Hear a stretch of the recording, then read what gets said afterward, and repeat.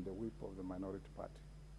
Honorable members, to this end, I wish to inform you that I received a letter dated 21st September 2022 from the Secretary General of the Azimio la Umoja One Kenya Coalition Party, the Honorable Junet Mohammed, MP. In the letter, the member for Suna East also signs off as the majority whip of the Azimio la Umoja One Kenya Coalition Party.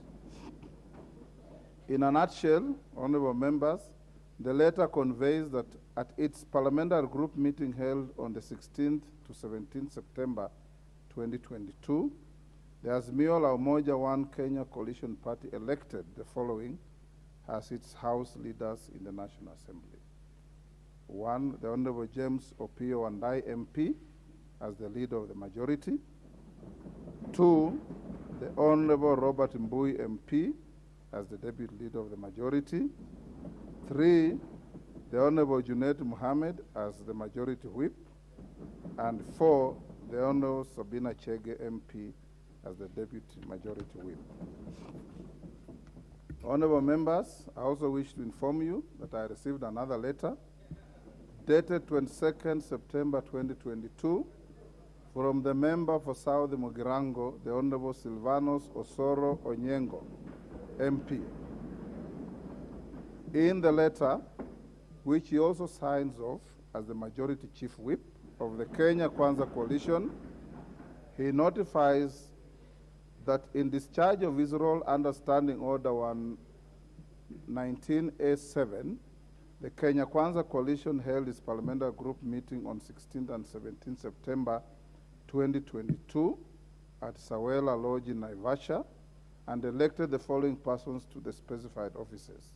1, the Honorable Kimani Ichung'wah MP, the member for Kikuyu constituency, leader of the majority party.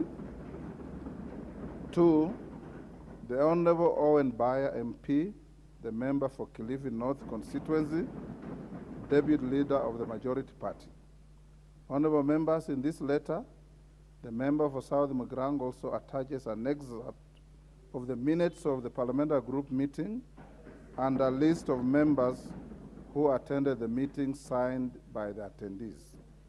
Honorable members, on the same day, I also received a letter from the member for Kikuyu constituency, the Honorable Kimani Ichung'wah MP, dated 22nd September 2022. In the letter, the member for Kikuyu constituency signs off as leader of the majority party and conveys that the Kenya Kwanza coalition held its parliamentary group meeting on 16th and 17th September at Sawela Lodge in Naivasha and elected the following persons as the chief whip and deputy chief whip. The Honorable Silvanos Osoro Onyengo MP, member for South Mugirango, chief whip, and the Honorable Naomi Jilo Wago, MP, member for Marsabit County, as the deputy chief whip. Similarly, honorable members, the member for Kikuyu constituency also attached an excerpt of the minutes of the parliamentary group meeting and a list of members who attended the meeting, duly signed by the attendees.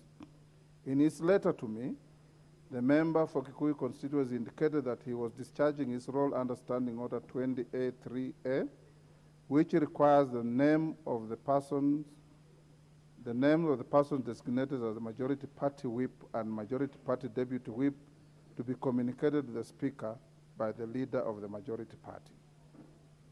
Honorable members, on 22nd September 2022, I also received a letter dated 21st September 2022 from the Honorable Jeremiah Ngayu Kioni, identifying the following members as the leadership of the Jubilee Party parliamentary group in the House.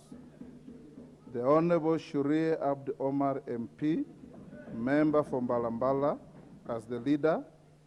The Honorable Samuel Arama MP, member for Nakuru Town West, as the whip.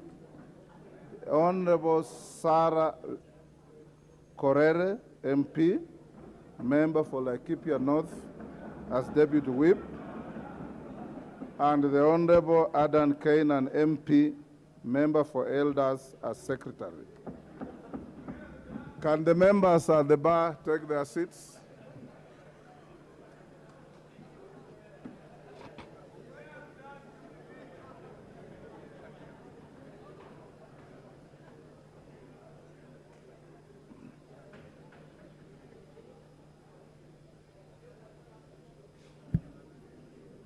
Honorable members, order.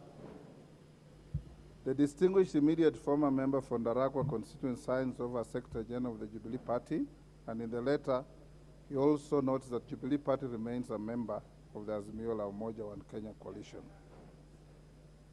Honorable members, ordinarily and in keeping with the requirement of Standing Order 19A14 and 20A5, following receipt of the names and attendant accompanying documentation, as your Speaker, I'm supposed to convey the names of the leadership of the majority party and that of the minority party and the whips of any parliamentary party in the House to the assembled House.